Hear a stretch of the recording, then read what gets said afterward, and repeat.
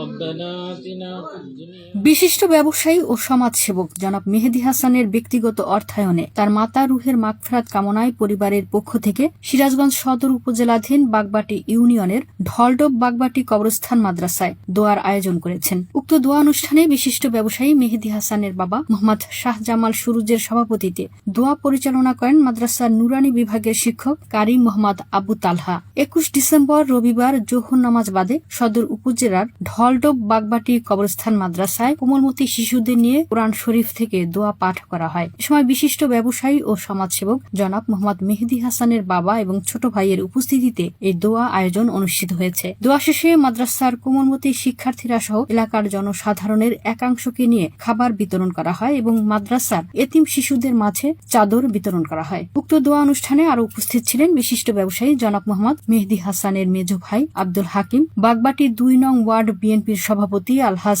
জেলহক হোসেন, সাধারণ সম্পাদক আব্দুল করিম, বাগবাটি 2 নং ওয়ার্ডের সদস্য রুহুল আমিন, বেজগাতি ওয়ার্ড বিএনপির সভাপতি শহীদুল ইসলাম, আশরাফুল ইসলাম, রাকিবুল ইসলাম, জাতীয় দৈনিক জনতা জমিন পত্রিকার সিরাজগঞ্জ প্রতিনিধি শাহিন খান। বিশিষ্ট ব্যবসায়ী মেহেদী হাসানের ব্যক্তিগত অর্থায়নে এবং তার ঘনিষ্ঠ বন্ধু রাহাত সিফাত ডেইরি ফার্মের স্বত্বাধিকারী নূরে আলম মোরলের সার্বিক সহযোগিতায় উপস্থিত ছিলেন আরো অনেকে।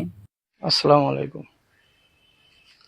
আজকে 21 ডিসেম্বর 2025 আমার আম্মা গত 2002 সালে 21 ডিসেম্বরে মৃত্যুবরণ করেন। আমরা পারিবারিকভাবে প্রতি বৎসরে এই দিনটায় আমরা কিছু ইতিম খানা অথবা ইতিম লোকজনদের খাওয়া দাওয়ার আয়োজন করি।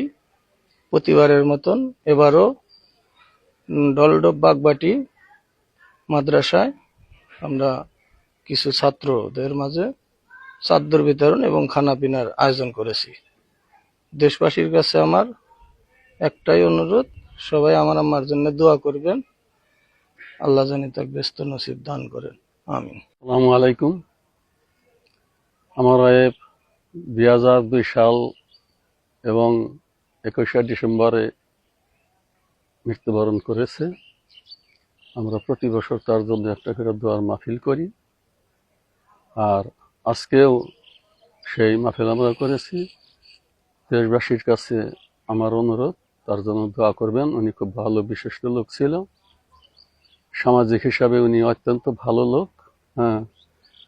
এই দোয়ার অনুষ্ঠানের সাথে সাথে আমরা ইতিম ছেলে ফেলে কিছু চাদরের ব্যবস্থাও করেছি।